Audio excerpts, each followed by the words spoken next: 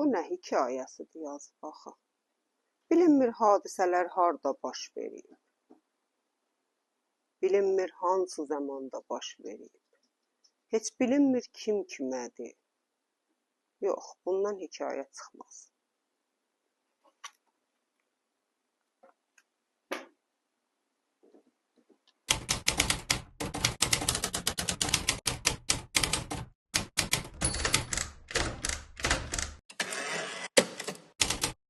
Salam, mən Xan Sənəm. Bu videomuzda iki ünsür daha öncədən ad çəkdiyim hekayə ünsürlərimizdən açıqlayacağım. Məmnunam ki, videolarımızı izləyirsiniz və bizə dəstək olursunuz.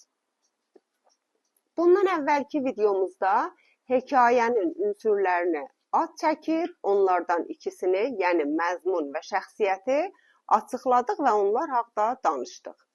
Doğrusu, hər bir ünsür haqda bəlkə günlərlə danışmaq olar. Amma belə hesab edirik ki, beləsini qısa-qısa qabağa getmək daha da faydalıdır. Sizin də bu haqda və bura kimi danışdığımız bütün sözlər haqda hər bir baxışınız ya sözünüz olsa, bizə kommentlər bölümündə mütləq yazın. Şübhəsiz ki, hər bir qarşılıqlı əməkdaşlığımız işimizin keyfiyyətində və normal davamında təsirli rolu olacaqdır. Dostlar, burada lazım bilirəm ki, yenidən hekayənin əsas ünsürlərinə toxunub növbəti iki ünsürü açıqlayam. Xatırlasaz, keçən bölümdə öyrəndik ki, normalda hər bir hekayənin tərkibində 7 dənə əsli ünsür vardır. 1. Tem ya məzmun, 2. Şəxsiyyət ya karakter, 3. Məkan və zaman, 4. Baxış bucağı, 5. Toqquşma ya keşməkeş, bunu da deyim ki, keşməkeş özü türkcə lüğətdir. 6. Plat ya sujet xətti və 7. Nəticə ya düyün açılması. İndi tem və şəxsiyyət ünsürlərindən sonra məkan və zaman ya səhnə və baxış bucağı haqda söz açırıq. Hər bir insan və hər bir hadisə müəyyən məkan və zaman dairəsində yaşanır və üz verir. Hekayə işi baş verən fəzaya səhnə deyilir. Hər bir hekayə müşəxxəs bir zaman axarında və qətiyyətlə müşəxxəs bir məkan hitəsində əmələ keçir.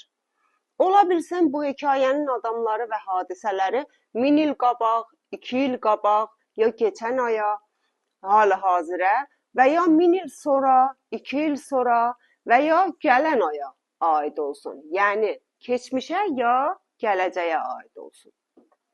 Təbii ki, hər bir hekayə ayrı-ayrı zaman və məkanda həyata keçirir və yazıcı səhnəni hekayənin ab-havasına uyğun təyin edir və qarşılıqlı olaraq da hekayənin də ab-havasına məkan və zaman təsir edir. Məsələn, müəyyən zaman məsələsi bilavasitə karakterlərin dilinə, düşüncə tərzinə və hətta geyimlərinə birbaşa təsir göstərir. Məsələn, nəzərdə tutun Dədə Qorqud zamanı ilə 2024-cü ili. Məkan da eynən beləsidir. Hadisələrin məkanı 1000 il qabaqki mağaralar, köhürlər və ya bugünkü 30 mərtəbəli bir binanın penthouse bir təbəqəsi və ya kiçik bir subaylıq evi ola bilər. Təbii ki, mağara ilə penthouse'un arasında qiyas edilməz fərqliliklər vardır. Bütün bunlara ictimai, mədəni, tarixi, zehni və duyğusal fəzanı da əlavə etmək olar. Məsələn, yoxsulluq, müharibə, ənənəvi şərtlər və ya qorxulu və kədərli fəzalar.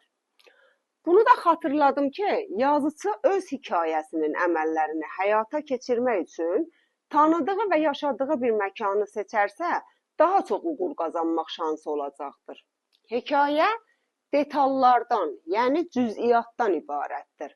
Yazıcının bu detalları dəqiqliklə tanımağı və yazmağı hekayənin inandırıcı olmağına olduqca yardımcı olacaqdır. Keçək o biri ünsürümüzə ki, dedik nə mənədir? Baxış bucağı. Baxış bucağı İngiliscə point of view və farsca Zaviyə Did adlanır. Bundan qabaq əksər hekayələr biri vardı, biri yoxuldu sözü ilə başlardı. Qoca ata-analarımız bu sözlə nağılı başlayıb və bizi hansısa bir meşəyə aparardılar. Orada şer, tülkü, dev və ya meşədə itən biz qızcığazın əhvalatı ilə bizi yuxuya daldırardılar. Bu nağılların bu şəkildə tərif olunması nə qədər də şirin olsa, zaman dəyişdikcə şivələr də dəyişdi. Dünyanın böyük yazıçıları hekayəni nəql eləmək üçün çeşidli tərzlər ortaya qoydular. İndi bu çeşidli tərzlərdən nədir? Bu yazıçılar gəldilər, birinci şəxs, ikinci şəxs və üçüncü şəxsi hekayəti rivayət eləmək üçün seçdilər. İndi hər hekayə ya rivayəti danışan bir ravi vardır. Yəni mövzunu nəql eləyən bir şəxs. Amma dediyim kimi, daha qarqocalarımız nəql eləyən kimi yox. Bəlkə çoxdandır ki, hekayə yeni tərzlərdə nəql olunur. Birinci tərzimiz əvvəl şəxs ya mən ravidir. Yəni, ravi məndir və hekayə mən tərəfindən rivayət olunur. İkinci tərzimiz ikinci şəxs ya səndir və hekayə sənin tərəfindən nəql olunur. Və üçüncü tərzimiz üçüncü şəxs ya odur və hekayə onun tərəfindən nəql olunur. Ancaq buna diqqət eləyin, bu üçüncü şəxs zaviyəmiz iki növdür ki, bunu irəlidə açıqlayacağım. Gələk birinci şəxsi açıqlayaq. Birinci şəxs ya mən qismətində hekayəni tərif edən şəxs adətən hekayə və romanların əsli şəxsiyyətidir. O, olaylara mən ya öz baxış bucağından baxır və öz bildiklərindən də qırağa çıxmır. Misal üçün, mən evə girən kimi Nigar məni gülçəklə qarşıladı. İçimi sevinc bürüdü. Təəccüblə baxdım. Nigar dedi, doğum günün mübarək. Bu şivə ilə rivayət olunan hekayələr çox inandırıcı olduğuna görə oxucu rəğbətini artıq qazanan bir rivayətdirlər.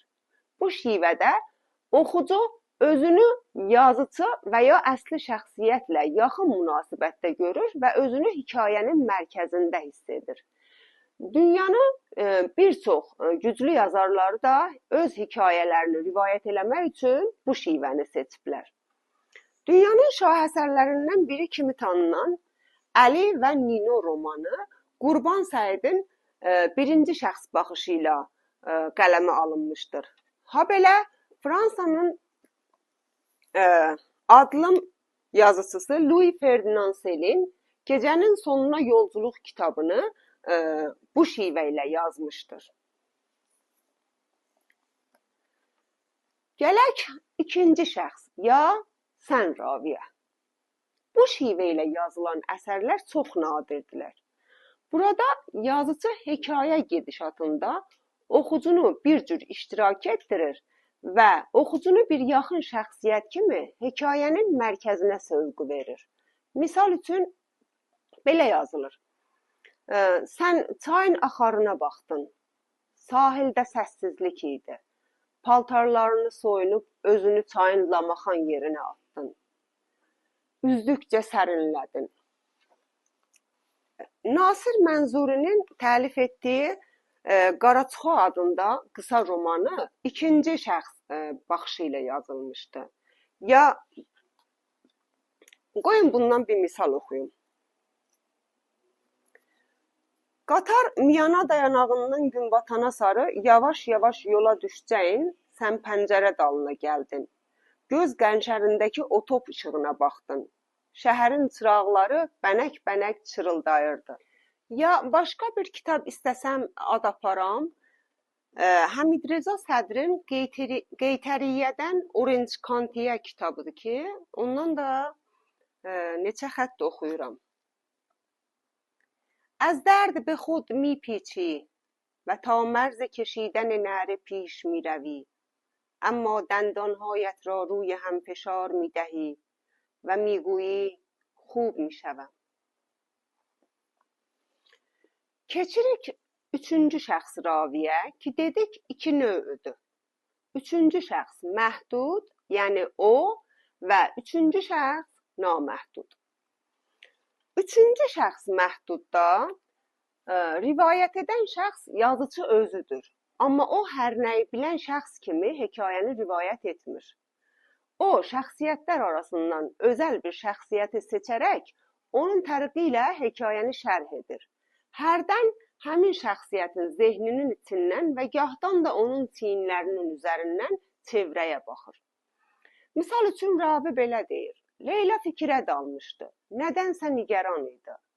İstəmirdi biri onun sirlərini öyrənsin. O, neçə gün olardı ki, dalbadal stres keçirirdi. Üçüncü şəxs naməhdud, ya hər şeyi bilən, ya danayı kol ravidə belə deyil. Bu baxış bucağında ravi hər şeyi bilir. Ona görə də eləyə bilir, hər şəxsiyyətin haqqında qısa ya geniş söhbət açsın və şəxsiyyətlərin bütün niyyət və əməllərindən xəbərdar olsun. Belə hekayələrdə əsas rolu hadisələr oynayır. Burada oxucu birinci şəxs dili ilə nəql olunan hekayələrdə olduğu kimi emosional və intim fəzalara çəkilmir və ən çox hadisələri izləyir. O istəyir ki, sondakı əhvalatı öyrənsin. O əsasən əsli və önəmli hadisəni görmək üçün can atır. Hər şey bilən ravi eləyə bilər. Hekayəni neçə karakterin dili və habelə gözü ilə nəql eləsin. Tolstoyun məşhur Anna Karenina romanı həman hər şeyi bilən ravi dili ilə rivayət olunmuşdur. Burada ravi özü gedişatda yoxdur, amma Annanın zehninə keçib onun daxili hisslərini lazımınca oxuculara açıqlayır.